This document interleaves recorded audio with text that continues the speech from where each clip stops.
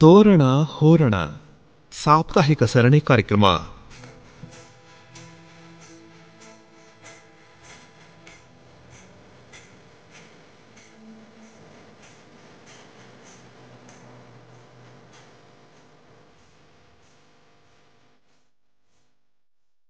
ಕಮಲಕ್ಕೋ ಜಯಣ್ಣ ಬಪ್ಪ ನೋಡವೋ ಓದ್ಕಿತ ಕರ್ಕ ಬಂದಿದ್ನಲ್ಲ ಸಾಹೇಬ್ರು Mandya VC farm ಅವರು ಈ ವರ್ಷನೂ ಬಂದ್ರು.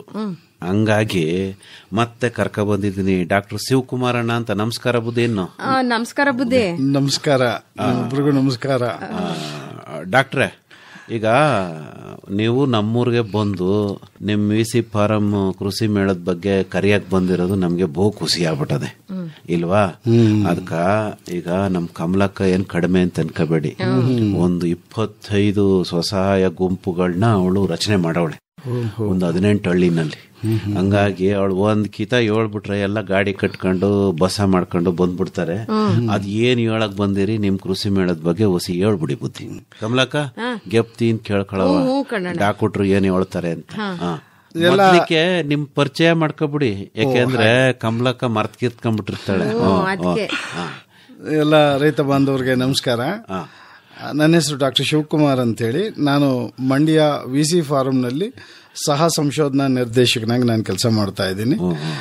ನಾನು ಇವತ್ತಿನ ಈ ಕಾರ್ಯಕ್ರಮದಲ್ಲಿ ನಮ್ಮೆಲ್ಲ ರೈತ ಬಾಂಧವರಿಗೆ ವಲಯ ಕೃಷಿ ಸಂಶೋಧನಾ ಕೇಂದ್ರ ವಿಸಿ ಫಾರಂ ಮಂಡ್ಯ ಮತ್ತು ಕೃಷಿ ಕಾಲೇಜು, ಕೃಷಿ ವಿಜ್ಞಾನ ಕೇಂದ್ರ ಇವುಗಳ ಜೊತೆಗೆ ನಾವು ಸೇರಿ ಒಂದು ಕೃಷಿ ಮೇಳವನ್ನು ನಾವು ಈ ತಿಂಗಳ 26, 27ನೇ ತಾರೀಕು ಅಂದ್ರೆ ನಾಡಿದ್ದು ಮಂಗಳವಾರ ಮತ್ತು ಬುಧವಾರ 2 ದಿನ ನಾವು ಕೃಷಿ ಮೇಳವನ್ನು ನಾವು ಹಮ್ಮಿಕೊಂಡಿದೀವಿ. ಬುದ್ಧಿ, ನಾವು ಕಮಲಕ್ಕ ಬೆಂಗಳೂರಿಗೆ ಹೋಗ್ಬಿಡಮ್ಮ ಅಂತ ಮಾಡ್ಕೊಂಡು ಆಮೇಕಿಂದ ಯಾರೋ ಹೇಳಿದ್ರು ಮಂಡ್ಯದಾಗೆ ನಡೀತದಲ್ಲ, ಬೆಂಗಳೂರು ತನಕ ಯಾಕೆ ಓದಿರಿ ಅಂತ. ಅದಕ್ಕೆ ಈ ಕಿತ ಹೋಗ್ನಿಲ್ಲ. ಅಲ್ಲೇನೋ ಅಪಾರ ಜನ ಸೇರ್ಕೊಬಿಟ್ಟಿದ್ರಂತಲ್ಲ, ಬಹಳ ಜನ ಬಂದಿದ್ರು ಈ ಸಾರಿ ಒಳ್ಳೆಯ ಜನಗಳ ಸಂದಣಿ ಇತ್ತು. ಅಲ್ಲಿ ನೋಡ್ಲಿಕ್ಕೆ ಸಾಕಷ್ಟು ಕೃಷಿ ಸಂಬಂಧಿ ವಿಷಯಗಳು ಸಾಕಷ್ಟು ಇದ್ದದ್ರಿಂದ ತುಂಬಾ ಜನ ರೈತರಲ್ಲಿ ಭಾಗವಹಿಸಿ ಕೃಷಿ ಸಂಬಂಧದ ವಿಷಯಗಳನ್ನ ಪಡ್ಕೊಂಡು ಚೆನ್ನಾಗಿ ಸಂತೋಷ ಪಟ್ಟಿದ್ದಾರೆ. ಈ ಸಲ ಬುದ್ಧಿ, ನಂಗೊಂದು ಡೌಟ್ ಕಮಲಕ್ಕ, ನೀನು ಕೇಳ್ತಿದ್ದಲ್ಲ, ಈ ಕೃಷಿ ಮೇಳ ಯಾಕೆ ಮಾಡ್ತಾರೆ? ಅದು ಮುಖ್ಯ. ಒಳ್ಳೆ ಪ್ರಶ್ನೆನೇ ಕೇಳಿದ್ರಿ. ಈಗ ನಮ್ಮ ಬೆಂಗಳೂರು ಕೃಷಿ ವಿಶ್ವವಿದ್ಯಾನಿಲಯ ಏನಿದೆ, ಇದರಲ್ಲಿ ನಮಗೆ ಮುಖ್ಯವಾಗಿ ಸಂಶೋಧನೆ ಅಂದ್ರೆ ಹೊಸ ತಳಿಗಳನ್ನ ಕಂಡುಹಿಡಿಯೋದು. ತಳಿಗಳು ಕಂಡುಹಿಡಿದ ಮೇಲೆ ಅದನ್ನ ಯಾವ ರೀತಿ ಬೆಳಿಬೇಕು ಅಂತ ಹೇಳಿ ನಾವು ರೈತರಿಗೆ ಮಾಹಿತಿಯನ್ನು ಕೊಡಬೇಕಾಗ್ತದೆ. ಅದನ್ನ ನಾವು ಬರೀ ಬಾಯಿನಲ್ಲಿ ಹೇಳಿದ್ರೆ ಆಗೋದಿಲ್ಲ.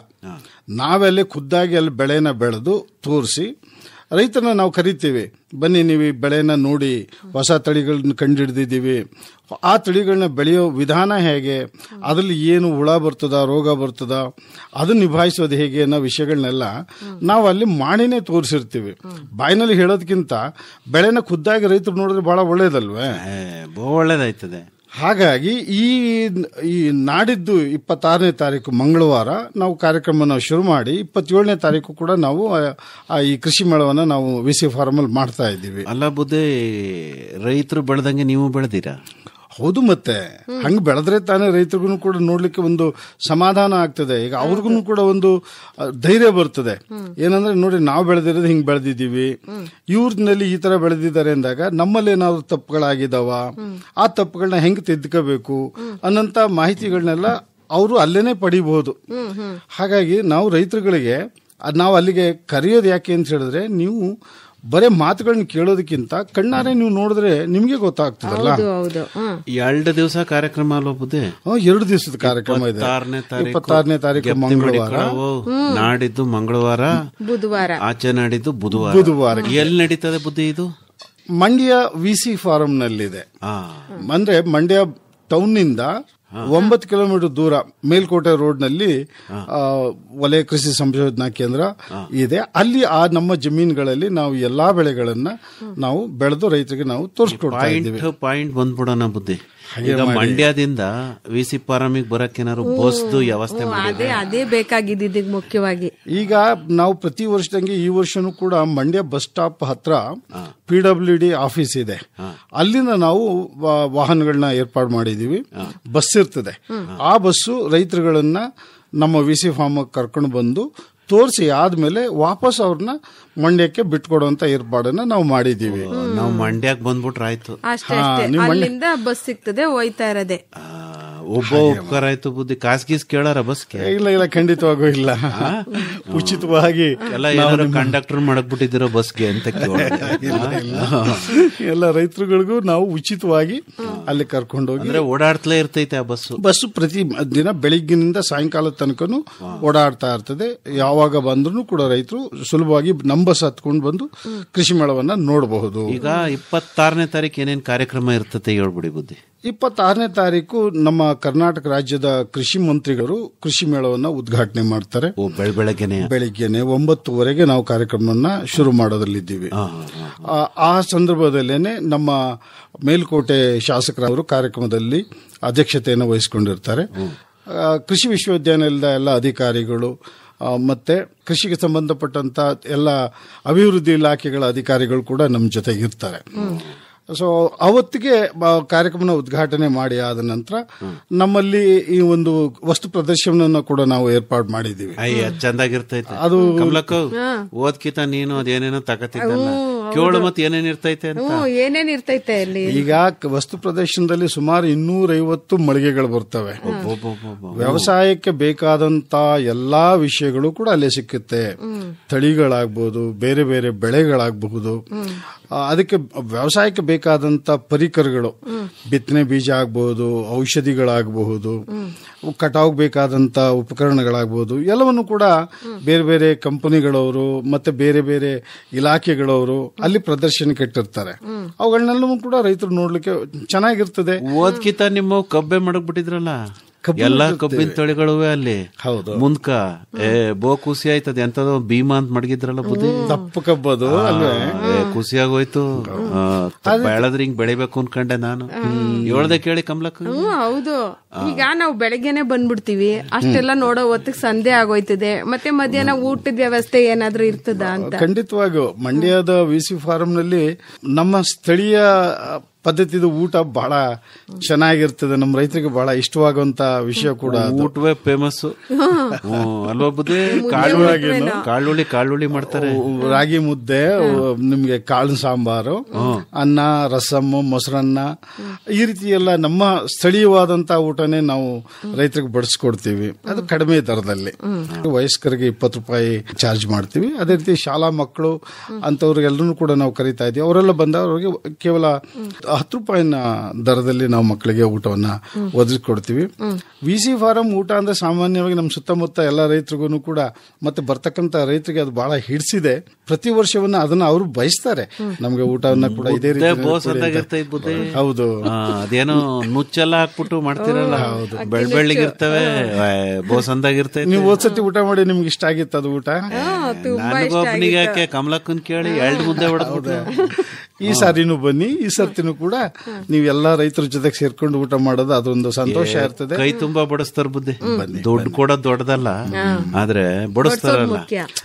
ಬಂದ ರೈತರಿಗೆ ಮಾಹಿತಿಗಳ ಜೊತೆಗೆ ಹೊಟ್ಟೆನ್ನು ತುಂಬಿಸಿ ಕಳಿಸ್ಕೊಡ್ಬೇಕು. ಅವರು ಸಂತೋಷವಾಗಿ ಎಲ್ಲ ನೋಡ್ಕೊಂಡು ಖುಷಿ ಪಟ್ಟು ಹೋಗಂತ ಅದು ಬಹಳ ಮುಖ್ಯ ಅಲ್ವಾ? ರೈತರಿಗೆ ನಾವು ಅನ್ನದಾತರು ಅಂತೀವಿ. ಹೌದು, ಅವತ್ತಿನ ದಿವಸ ನೀವು ಅನ್ನದಾತ್ರಿಗೆ ಅನ್ನ ಹಾಕೋದಾತ್ರು ಇಲ್ವಾ ಕಮಲ? ಅದು ಒಂದು ಒಳ್ಳೆ ಕೆಲಸ ಅಂತ ನಾವು ಅಂದ್ಕೊಂಡಿದ್ದೀವಿ. ಇಲ್ವಾ? ಪುಣ್ಯದ ಕೆಲಸ ಬಿಡಿ ಬುದ್ಧಿ. ಅದನ್ನ ಈಗ ಊಟ ಇರ್ತೈತೆ, ಅಲ್ಲಿ ಏನೇನ್ ಬೆಳೆ ಬೆಳೆದಿರ ಅದನ್ನ ಹೇಳಿ ನೋಡಿ. ಇದು ಬಹಳ ಮುಖ್ಯವಾದ ವಿಷಯ ಅಲ್ವೇ? ನಮ್ಮಲ್ಲಿ ನಮ್ಮ ಕರ್ನಾಟಕ ರಾಜ್ಯದ ಒಣವಲಯ ಅಂತ ನಾವು ಹೇಳ್ತೀವಿ. ಅಂದ್ರೆ ಮಂಡ್ಯ, ಮೈಸೂರು, ಚಾಮರಾಜನಗರ, ಹಾಸನ, ತುಮಕೂರು ಜಿಲ್ಲೆ, ಈ ಪ್ರದೇಶದಲ್ಲಿ ಬಹಳ ಮುಖ್ಯವಾಗಿ ಬೆಳೀತಕ್ಕಂಥ ಬೆಳೆಗಳಾದಂಥ ಕಬ್ಬು, ಭತ್ತ, ರಾಗಿ, ಮುಸ್ಕಿನ ಜೋಳ, ಮೇವಿನ ಬೆಳೆಗಳು. ಆಮೇಲೆ ಚಾಮರಾಜನಗರ ಪ್ರದೇಶದಲ್ಲಿ ಹತ್ತಿ ಬರ್ತದೆ, ಜೋಳ ಇದೆ. ಈ ಎಲ್ಲಾ ಬೆಳೆಗಳಿಗೆ ಬೇಕಾದಂತ ಏನು ತಾಂತ್ರಿಕತೆಗಳನ್ನ ನಾವು ಅಲ್ಲಿ ಪ್ರದರ್ಶನಕ್ಕೆ ಇಟ್ಟಿದ್ವಿ. ಹೊಸ ಹೊಸ ತಳಿಗಳನ್ನ ನಾವೇನು ಸಂಶೋಧನೆ ಮಾಡಿ ಅವುಗಳನ್ನ ನಾವು ಹೊಸದಾಗಿ ನಾವು ರೈತರಿಗೆ ಬಿಡುಗಡೆ ಮಾಡಿಕೊಟ್ಟಿರ್ತೀವಿ. ಅವುಗಳನ್ನ ಕೂಡ ನಾವು ಅಲ್ಲಿ ಬೆಳೆದಿದ್ದೀವಿ. ನಾನು ಹೇಳಿದಂತೆ ಎಲ್ಲಾ ಬೆಳೆಗಳದ್ದು ಹೊಸ ತಳಿಗಳನ್ನ ನೀವು ನಮ್ಮ ಜಮೀನಿನಲ್ಲಿ ನೋಡಬಹುದು. ಭತ್ತದಲ್ಲಿ ಏನೇನು ಇರ್ತೈತೆ ಒಂದೊಂದಾಗಿ ಹೇಳ್ಬಿಡಿ ಬುದ್ಧಿ. ನಾನು ಹೇಳುವಾಗ ಹೆಂಗ್ ಮಾಡ್ತೀನಿ ಅಂದ್ರೆ, ನಾವು ಕೃಷಿ ಮೇಳಕ್ಕೆ ಒಳಗಡೆ ಹೋದಾಗಿಂದ ಏನೇನು ನೋಡಬಹುದು ಅನ್ನೋದ್ರ ಬಗ್ಗೆ ಮಾಹಿತಿ ಕೊಡ್ತೀನಿ. ಹಂಗೆ ಕಣ್ಣಿ ಕಟ್ಟದಾಗ ಹೇಳ್ಬಿಡಿ. ಹಾಗಿರ್ತದೆ. ಈಗ ನಮ್ಗೆ ಕೃಷಿ ಮೇಳವನ್ನು ಆರಂಭ ಮಾಡೋದು ನಾವು ಕೃಷಿ ವಿಜ್ಞಾನ ಕೇಂದ್ರದ ಪಕ್ಕದಿಂದ ಶುರುವಾಗ್ತದೆ. ನೀವು ಒಳಗೆ ನುಗ್ಗದ ಕೂಡ್ಲೇನೆ ನಿಮಗೆ ಭತ್ತದ ತಾಕುಗಳು ಕಾಣಿಸ್ತವೆ.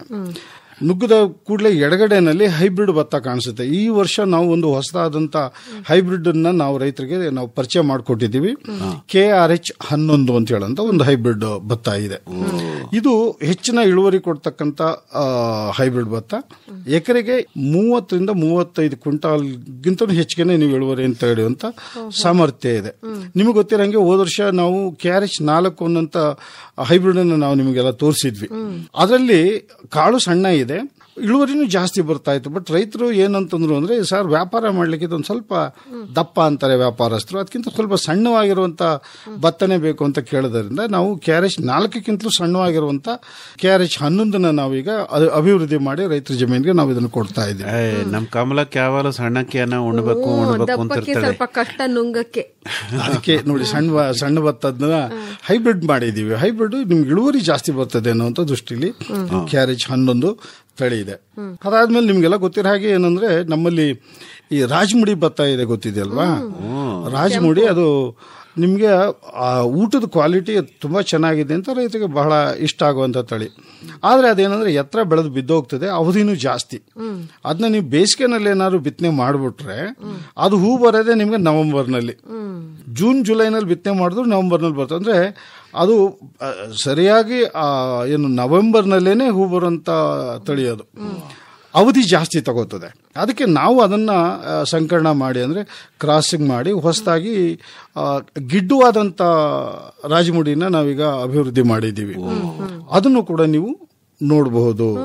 ಜೊತೆಗೆ ಈಗ ನಮ್ಮ ಪ್ರದೇಶದಲ್ಲಿ ಜ್ಯೋತಿ ಭತ್ತ ಬಹಳ ಹೆಸರುವಾಸಿ, ಕೆಂಪಕ್ಕಿ ಇರುವಂಥದ್ದು. ಅದು ಇಳುವರಿನಲ್ಲಿ ಸ್ವಲ್ಪ ಕಡಿಮೆ ಆದರೂ ಕೂಡ ಮಾರ್ಕೆಟಲ್ಲಿ ಒಳ್ಳೆ ರೇಟ್ ಸಿಗುತ್ತೆ ಅಂತ ನಮ್ಮ ರೈತರು ಜ್ಯೋತಿ ಭತ್ತ ಬೆಳೀತಾರೆ. ಆದರೆ ಜ್ಯೋತಿ ಭತ್ತಕ್ಕೆ ಬೆಂಕಿ ರೋಗದ ಹಾವಳಿ ಜಾಸ್ತಿ. ಈಗ ನಾವು ಅದಕ್ಕೆ ಬೆಂಕಿ ರೋಗ ತಡ್ಕೊಳ್ಳೋಂಥ ಶಕ್ತಿ ಇರುವ ಜೀನ್ಸ್ ನಾವು ಅದಕ್ಕೆ ಹಾಕಿ ಹೊಸದಾಗಿ ನಾವು ಹೊಸ ತಳಿನ ನಾವು ಬಿಡುಗಡೆ ಮಾಡಿದ್ದೀವಿ ಈಗಾಗಲೇ. KMP 220 ಅಂತ ಹೇಳುವಂಥದ್ದು. ಇದು ಹುಲ್ಲು ಭತ್ತ ಎರಡೂ ಕೂಡ ಇಳುವರಿ ಜಾಸ್ತಿ ಬರುವಂಥದ್ದು. ನೋಡ್ಲಿಕ್ಕೆ ನಿಮ್ಗೆ ಜ್ಯೋತಿ ಭತ್ತ ತರನೇ ಇರ್ತದೆ. ಹಂಗಾಗಿ ನೋಡಿದ ಕೂಡಲೇ ರೈತರಿಗೆ ಇದು ಜ್ಯೋತಿ ತರ ಇದೆ ಅನ್ಕೊಂಡು ಒಪ್ಪಿಗೆ ಆಗ್ತದೆ. ಈಗಾಗಲೇ ರೈತರು ಅದನ್ನ ಬೆಳೆದು ಒಳ್ಳೆ ದುಡ್ಡನ್ನು ಕೂಡ ಮಾಡ್ತಾ ಇದ್ದಾರೆ. ಮಾರ್ಕೆಟ್ ಅಲ್ಲೂ ಅದು ಒಪ್ಪಿಗೆ ಆಗ್ತಾ ಇರೋದ್ರಿಂದ ಈ ತಳಿಯನ್ನು ಕೂಡ ನಾವು ಒಳಗಡೆ ಬಂದ ಕೂಡಲೇ ನೋಡಬಹುದು. ಜ್ಯೋತಿ ತಳಿಗೆ ಪರ್ಯಾಯವಾದಂತ KMP 220 ತಳಿನ ನಾವು ಹಾಕಿದ್ದೀವಿ. ಇನ್ನು ಅದೇ ಬಲಗಡೆ ನೀವು ನೋಡಿದ್ರೆ ಈ ತಾಕಗಳ ಬಲಗಡೆನಲ್ಲಿ ನಾವು ಈ ರೋಗಕ್ಕೆ ನಿರೋಧಕತೆ ಇರ್ತಕ್ಕಂಥ ತಳಿಗಳನ್ನ ನಾವು ಕಂಡುಹಿಡಿಯೋದಕ್ಕೆ ಒಂದು ಪ್ರಯೋಗವನ್ನು ಮಾಡ್ತಾ ಇದ್ದೀವಿ. ಪ್ರತಿ ವರ್ಷ ದೇಶದಲ್ಲಿ ಬೆಳೆದಂತ ಹೊಸದಾಗಿ ಕಂಡುಹಿಡಿದಂತ ಭತ್ತದ ತಳಿಗಳು ಎಷ್ಟಿದ್ರೂ ಕೂಡ ಅದಕ್ಕೆ ರೋಗ ತಡೆಯುವಂತ ಶಕ್ತಿ ಇದೆಯಾ ಅಂತ ಹೇಳಲಿಕ್ಕೆ ಎಲ್ಲ ಕಡೆ ಟೆಸ್ಟ್ ಮಾಡಬೇಕಾಗ್ತದೆ. ಮಂಡ್ಯದಲ್ಲಿ ಬೆಂಕಿ ರೋಗದ ಹಾವಳಿ ಜಾಸ್ತಿ. ಎಲೆ ಬೆಂಕಿ ರೋಗ ಅಥವಾ ಗೊನೆ ಬೆಂಕಿ ರೋಗ, ನಮ್ಮ ಕಡೆ ಹಳ್ಳಿಗಳಲ್ಲಿ ತರಗಮಾರಿ ಅಂತಾರೆ ಅಥವಾ ಗಣಕಮಾರಿ ಅಂತ ಹೇಳ್ತಾರೆ. ಇವು ಬಂದ್ಬಿಟ್ರೆ ಬಹಳ ನಷ್ಟ ಆಗ್ತದೆ ರೈತರಿಗೆ. ಈಗ ಅದನ್ನ ಈ ಯಾವ ಹೊಸ ತಳಿಗಳಲ್ಲಿ ಅದು ಬರ್ತದೋ ಬರಲ್ವೋ ಅಂತ ಕಂಡುಹಿಡಿಯೋದಕ್ಕೋಸ್ಕರ ನಾವು ತಳಿಗಳನ್ನ ಈಗ ಅಲ್ಲಿ 1,000ಕ್ಕಿಂತ ಹೆಚ್ಚಿನ ತಳಿಗಳನ್ನ ನಾವು ಒಂದೇ ಜಾಗದಲ್ಲಿ ಹಾಕಿದೀವಿ. ಆ 1,000 ತಳಿಗಳಿಗೆ ನಾವು ರೋಗ ಬರ್ತದೋ ಬರಲ್ವೋ ಅನ್ನೋ ರೀತಿನಲ್ಲಿ ನಾವು ಅಲ್ಲಿ ನಾವು ಟೆಸ್ಟ್ ಮಾಡ್ತೀವಿ, ಪರೀಕ್ಷೆ ಮಾಡ್ತೀವಿ. ಅದು ಹೇಗಿರ್ತದೆ ಅಂದ್ರೆ ತುಂಬಾ ಜಾಸ್ತಿ ರೋಗ ಬಂದ್ಬಿಡ್ತದೆ ನಾವು ಹಾಕಿರೋ ಜಾಗದಲ್ಲೇ. ಅಲ್ಲಿ ಬಂದು ಯಾವುದಕ್ಕೆ ರೋಗ ತಡ್ಕೊಳ್ಳೋ ಶಕ್ತಿ ಇರೋದಿಲ್ವೋ ಅದು ಸಂಪೂರ್ಣ ಸುಟ್ಟೋಗ್ಬಿಡ್ತದೆ. ಅದು ನಿಮ್ಗೆ ಏನೂ ಸಿಗೋದಿಲ್ಲ, ಪೈರೇ ಸಿಗೋದಿಲ್ಲ. ಇನ್ನು ಎಲ್ಲಿ ಆ ರೋಗ ತಡ್ಕೊಳ್ಳೋ ಶಕ್ತಿ ಇರ್ತದೆ ಆ ಪೈರ್ ಮಾತ್ರ ಉಳ್ಕೊಂಡಿರ್ತದೆ. ಹಾಗಾಗಿ ನೀವು ಯಾಕೆ ಹೇಳ್ತಿದ್ರ ಅಂತ ನಂಗೆ ಅರ್ಥ ಆಯ್ತು. ಯಾಕೆ ಅಂದ್ರೆ ನಾವು ರೈತರುಗಳು ಬಂದಾಗ ಇವರೇ ಹಿಂಗ್ ಬೆಳೆದವ್ರೆ, ನಾವೇ ಇವ್ರಿಗಿನ್ ಚೆನ್ನಾಗಿ ಬೆಳಿತೀವಿ ಅಂತ ಅನ್ಕೊಬಿಡ್ತಾರೆ. ನೀವಲ್ಲಿ ಬೆಳೆದಿರೋದು ಬರ್ತದೋ ಇಲ್ವೋ ಅಂತ ಪರೀಕ್ಷೆ ಮಾಡಕ್ಕೆ ಕಂಡುಹಿಡಿಯೋದಕ್ಕೋಸ್ಕರ ನಾವೇನಾಗುತ್ತೆ, ಈಗ ರೋಗ ತಡ್ಕೊಳ್ಳೋಕೆ ಶಕ್ತಿ ಇಲ್ಲದಂತ ತಳಿಗೆ ಏನಾದ್ರು ರೈತರ ಜಮೀನ್ಗೆ ಹೋಗಿ ಅಲ್ಲಿ ರೋಗ ಬಂದ್ಬಿಟ್ರೆ ರೈತರಿಗೆ ಬಹಳ ನಷ್ಟ ಆಗೋಗ್ತದೆ. ನಿಜ.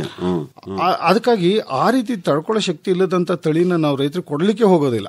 ಈ ಓದ್ಕಿತ ಈ ಡ್ರಮ್ನಾಗೆ ಬಿತ್ತನೆ ಮಾಡೋದು, ಆಮೇಲೆ ಮೆಷಿನ್ನಾಗೆ ನಾಟಿಯ ಮಾಡೋದು, ಆಮೇಲೆ ಕತ್ತರಿಸೋದು, ಸುತ್ತೋದು ಎಲ್ಲ ಇದ್ದು ಯಂತ್ರಗಳು ಅವು ಈಗಲೂ ಇದಾವೆ. ಅವನ್ನ ನೀವು ಮುಂದೆ ನೋಡ್ಕೊಂಡು ಹೋಗುವಾಗ ಅವೆಲ್ಲ ಬರ್ತವೆ. ಏನೇನ್ ಬರ್ತದೆ ಹೇಳ್ಬಿಡಿ. ಈಗ ಭತ್ತದಲ್ಲಿ ಈಗ ಬಿತ್ತನೆ ಮಾಡಿದ್ರೆ ಯಾವ ರೀತಿ ಮೊಳಕೆ ಕಟ್ಟಿ ಡ್ರಮ್ ಸೀಡ್ ಮಾಡಿದ್ರು ಬರ್ತದೆ, ಮೊಳಕೆ ಕಟ್ಟಿ ಚೆಲ್ಲಿದ್ರು ಬೆಳೆ ತೆಗಿಬಹುದು, ಅಥವಾ ಶ್ರೀ ಪದ್ಧತಿ ಅಂತ ನೀರ್ನ ಉಳಿತಾಯ ಮಾಡುವಂತ ಒಂದು ಪದ್ಧತಿಯಲ್ಲಿ ಭತ್ತವನ್ನ ಬೆಳಿಬಹುದು. ಆಮೇಲೆ ಮಾಮೂಲಿ ನಾಟಿ ಮೆಷಿನ್ಗಳನ್ನ ಅಂದ್ರೆ 10-12 ದಿನದ ಪೈರನ್ನ ನಾವು ಮೆಷಿನ್ ಅಲ್ಲಿ ಹಾಕಿ ನಾಟಿ ಮಾಡಬಹುದು.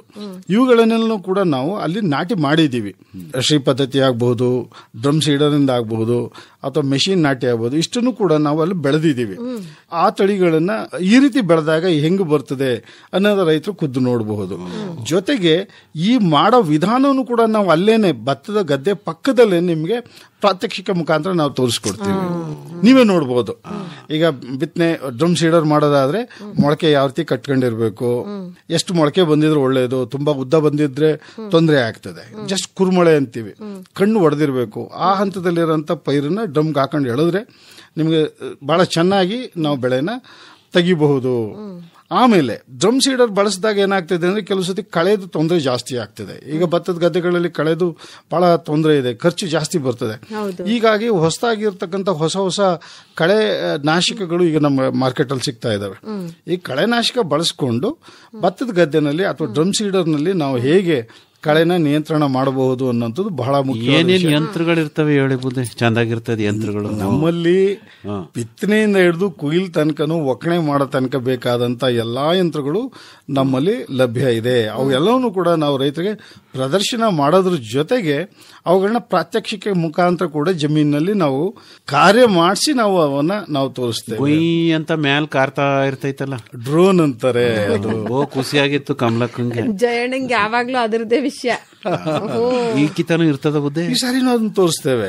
ಈಗ ಈ ಸತಿಗೂ ಅಂದ್ರೆ ಅದ್ರಲ್ಲಿ ಔಷಧಿಯನ್ನ ಬಳಸೋದು ಹೇಗೆ, ಯಾವುದು ಹುಳಕ್ಕಾಗ್ಲಿ ರೋಗಕ್ಕಾಗ್ಲಿ ನಾವು ಔಷಧಿನ ಹೊಡಿಬೇಕಂದ್ರೆ ಜಾಸ್ತಿ ಬೆಳೆದಿರ್ತಕ್ಕಂಥ ಬೆಳೆಗೆ ಎಷ್ಟು ಎತ್ತರದಲ್ಲಿ ಅದನ್ನ ಹಾರಿಸಬೇಕು, ಎಷ್ಟು ಔಷಧಿ ಹಾಕಬೇಕು, ಇವುಗಳೆಲ್ಲದ್ರ ಬಗ್ಗೆ ಮಾಹಿತಿನ ಕೊಡ್ತೀವಿ. ಅದು ಪ್ರಾತ್ಯಕ್ಷಿಕೆ ಅಲ್ಲೇ ಇರ್ತದೆ. ನೀವು ಡ್ರೋನ್ ಹಾರಿಸಿ ನಾವು ತೋರಿಸ್ತೇವೆ ಅಲ್ಲೇನೆ. ಕಬ್ಬಿಂದ ಏನಿರ್ತದೆ ಹೇಳಿ ಮುಂದಕ್ಕೆ ಬಂದ್ರೆ? ಕಬ್ಬಿನಲ್ಲಿ ಸ್ವಲ್ಪ ನಮ್ಮ ಈ ಪ್ಲಾಟ್ಗಳಿಂದ ಒಂದ್ ಸ್ವಲ್ಪ ಮುಂದಕ್ಕೆ ಬಂತು ಅಂದ್ರೆ ಬಲಗಡೆ ನಿಮ್ಗೆ ರಾಗಿ ಪ್ಲಾಟ್ಗಳು ಕಾಣಿಸ್ತವೆ, ರಾಗಿ ಕಾಣಿಸ್ತವೆ. ರಾಗಿನಲ್ಲಿ ನಮ್ಮಲ್ಲಿ ಇರ್ತಕ್ಕಂಥ ಎಲ್ಲಾ ತಳಿಗಳನ್ನು ನಾವು ಅಲ್ಲಿ ಹಾಕಿದೀವಿ. ತಳಿಗಳನ್ನ ನೀವು ನೋಡ್ಬೋದು. ಅದಲ್ಲದೆ ಬೇರೆ ರೀತಿಯ ಸಿರಿಧಾನ್ಯಗಳು ಕೂಡ ಇದ್ದಾವೆ. ಈ ಸತಿಯ ಕೃಷಿ ಮೇಳದ ಇನ್ನೊಂದು ದೊಡ್ಡ ವಿಶೇಷ ಏನು ಅಂತ ಹೇಳಿದ್ರೆ, ನಾವು ರೈತರಿಗೋಸ್ಕರ 2 ಹೊಸ ಬೆಳೆಗಳನ್ನ ನಾವು ಈ ಸತಿ ಪರಿಚಯ ಮಾಡ್ತಾ ಇದ್ದೀವಿ. ಬೆಳೆನೇ ಹೊಸವು. ಯಾವುದು? ಒಂದು ಅಡ್ಲೆ ರಾಗಿ ಅಂತ ಹೇಳಿ, ಇಂಗ್ಲಿಷ್ ಅಲ್ಲಿ ಜಾಬ್ ಸ್ಟಿಯರ್ ಅಂತಾರೆ. ಇದು ನಮ್ಮ ರಾಜ್ಯದ ಬೆಳೆ ಅಲ್ಲ. ಇದು ಉತ್ತರ ಭಾರತದಲ್ಲಿ ಮಣಿಪುರ ಆ ಪ್ರದೇಶದಲ್ಲಿ ಬೆಳೀತಕ್ಕಂತ ಬೆಳೆನೇ ಇದು. ಇದು ನಮ್ಮ ಏಕದಳ ಧಾನ್ಯ ಭತ್ತ ರಾಗಿ ಇದೆಯಲ್ಲ ಆ ರೀತಿ ಇದನ್ನೇ ಬೆಳೆದು ಕಾಳು ಸ್ವಲ್ಪ ದಪ್ಪ ಇರ್ತದೆ. ಆದ್ರೆ ಇದ್ರದ್ದು ವಿಶೇಷ ಏನು ಅಂತಂದ್ರೆ ಇದರಲ್ಲಿ ಪ್ರೋಟೀನ್ ಅಂಶ ಚೆನ್ನಾಗಿರ್ತದೆ. ಆರೋಗ್ಯ ದೃಷ್ಟಿಯಿಂದ ಇದು ತುಂಬಾ ಒಳ್ಳೆಯದು. ಇದನ್ನ ನಾವು ಪರಿಚಯ ಮಾಡ್ತಾ ಇದ್ದೀವಿ. ಇದನ್ನ ಯಾವ ರೀತಿ ಅಂತ ಅಷ್ಟು ಒಳ್ಳೆ ಜಮೀನು ಅಲ್ಲದಂತ ಜಾಗಗಳಲ್ಲೂ ಕೂಡ ನೀರು ಕಡಿಮೆ ಇದ್ದ ಜಾಗದಲ್ಲೂ ಬೆಳಿಬಹುದು. ಇದು ಒಂದು ಬೆಳೆ. ಇನ್ನೊಂದು ಬಂಬಾರ ನೆಲಗಡ್ಲೆ ಅಂತ.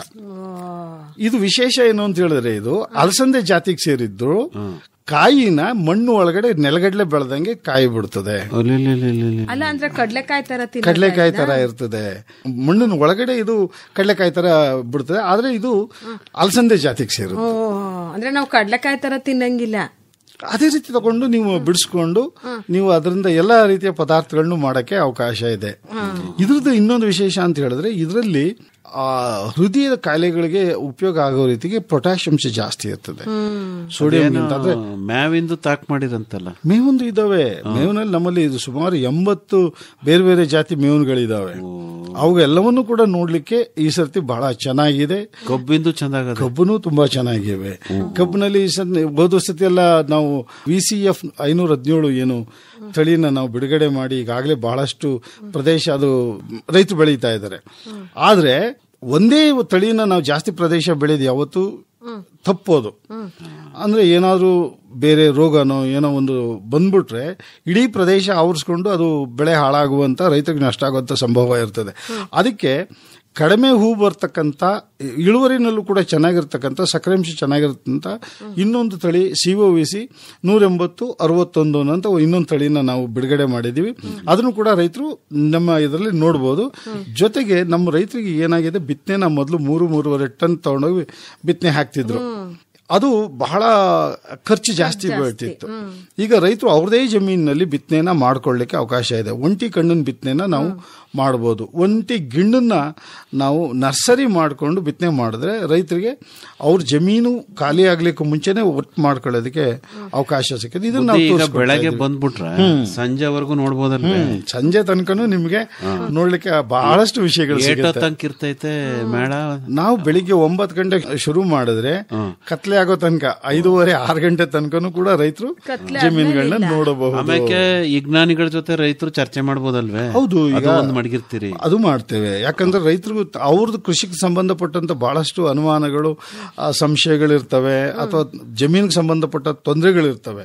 ಅವುಗಳಿಗೆ ಬೇಕಾದ ಸಲಹೆ ಪರಿಹಾರಗಳನ್ನ ಅವ್ರು ನೇರವಾಗಿ ವಿಜ್ಞಾನಿಗಳ ಜೊತೆ ಸೇರ್ಕೊಂಡು ಸಂವಾದ ಮಾಡಿ ಕೇಳ್ಕೊಂಡು ಪರಿಹಾರನ ಪಡ್ಕೋಬಹುದು. ಹಾಗಾಗಿ ರೈತರು ಮತ್ತು ವಿಜ್ಞಾನಿಗಳ ಜೊತೆ ಸಂವಾದವನ್ನು ಕೂಡ ನಾವು ಏರ್ಪಾಡು ಮಾಡಿದ್ವಿ. ರೈತರುಗಳು ಆ ಒಂದು ತಮ್ಮ ಬೇಕಾದಂತ ವಿಷಯಗಳನ್ನ ಅಲ್ಲಿ ಪಡ್ಕೊಂಡು ಅವರ ಕೃಷಿಯನ್ನ ಮುಂದುವರಿಸಬಹುದು. ಸಾಯಂಕಾಲ ತನಕ ನಡೀತಾ ಇರುತ್ತೆ. ಬೆಳಗಿಂದ ಸಾಯಂಕಾಲ ತನಕ ಈ ಕಾರ್ಯಕ್ರಮಗಳೆಲ್ಲ ನಡೀತಾ ಇರ್ತವೆ. ಓ ಕಮಲಕ್ಕ, ನಮ್ ಶಿವಕುಮಾರ್ ಅಣ್ಣವ್ರು ಬಿಟ್ಬಿಟ್ರೆ ಬೆಳಕರೆ ತನಕ ಮಾತಾಡ್ತಲೇ ಇರ್ತಾರೆ. ಚೆನ್ನಾಗಿತ್ತು ಕನ್ನಡ ಕೇಳಕ್ಕೆ. ಕೃಷಿ ಮೇಳ ನೋಡ್ದಂಗೆ ಆಗ್ಬಿಡ್ತು ಬುದ್ಧಿ. ಈಗ 26, 27 ಮಂಗಳವಾರ, ಬುಧವಾರ ಬೆಳಗ್ಗೆ 9 ಗಂಟೆಯಿಂದ ಸಂಜೆ 6 ಗಂಟೆವರೆಗೂ VC ಫಾರಂ ಅಲ್ಲಿ ಕೃಷಿ ಮೇಳ ನಡೀತಾ ಇದೆ ಇಲ್ವಾ? ಎಲ್ಲಾರು ಹೋಗ್ಬಿಡು ಅಂತ ಹೇಳ್ಬಿಡ್ಬೇಕು ಕಮಲಕ್ಕ ನೀನು. ಈಗ ಪಾಪ ಅಷ್ಟು ದೂರದಿಂದ ಬಂದವ್ರೆ ಸಾಹೇಬ್ರು, ಎಲ್ಲೆಲ್ಲಿಂದ ತಿರ್ಕ ಬಂದ್ರು. ಹೆಂಗಿದ್ರು ಒಳ್ಳೆ ತೊಗರಿಕಾಳು ಸೀಸನ್ ಇಲ್ವಾ? ಚೀಲ್ದ ತೊಗರಿಕಾಯಿ ತಕ ಬಂದಿದ್ದೀನಿ. ತೊಗರಿಕಾಳು ಸಾರು ಮಾಡಿ ಅವ್ರು ಮುದ್ದೆ ಏನ್ ಹಾಕೋದು, ನೀವ್ ಮಾಡ್ತೀಯಲ್ಲ ಮುದ್ದೆ ಚೆನ್ನಾಗಿ ಮಾಡಮ್ಮ. ಮುದ್ದೆ ಸಾರು ಒಳ್ಳೆ ಅನ್ನ ಹಾಕ್ಬಿಟ್ಟು ಸಾಹೇಬ್ರಿಗೆ ಒಳ್ಳೆ ಊಟ ಹಾಕ್ಬಿಡು ಅಂತ ಇತ್ತಾಗೆ ಕಾಯ್ನ ಸಾಹೇಬ್ರೆ ಕೈಕಾಲು ತೊಳ್ಕೊಳ್ಳಿ, ಊಟ ಮಾಡ್ಕೊಂಡು ಆಮೇಕಿಂದ ಹೊಂಟೋಗೋರಂತ. ಆಗ್ಲಿ, ಬಹಳ ಸಂತೋಷ. ಜೊತೆಗೆ ನೀವೂ ಬನ್ನಿ ಕೃಷಿ ಮೇಳಕ್ಕೆ. ಎಲ್ಲಾ ರೈತರುಗಳನ್ನೂ ನಿಮ್ ಜೊತೆಗೆ ಎಲ್ಲಾ ರೈತರು ಕರ್ಕೊಂಡು ಬನ್ನಿ. ಎಲ್ರಿಗೂ ಕೂಡ ಮಾಹಿತಿ ಸಿಕ್ಲಿ, ರೈತರಿಗೆ ಉಪಯೋಗ ಆಗ್ಲಿ ಅನ್ನೋದು ನಮ್ಮ ಉದ್ದೇಶ. ಒಳಗ್ ಬನ್ನಿ ಬುದ್ಧಿ. ಬರ್ತೀನಿ, ನಾನು ಬಂದೆ ಒಳಗಡೆ ನಿಮ್ ಜೊತೆಗೆ ಬಂದ್ಬಿಡ್ತೇನೆ. ನೋಡ್ರಿ ಹೋಗೋಣ.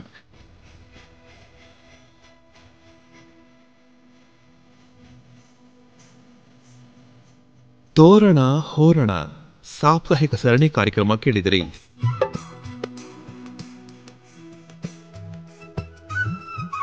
ಭಾಗವಹಿಸಿದ್ದವರು ಆರ್ ಲೋಕೇಶ್ವರಿ, ಡಾಕ್ಟರ್ ಮೈಸೂರು ಉಮೇಶ್ ಹಾಗೂ ಎನ್ ಕೇಶವಮೂರ್ತಿ.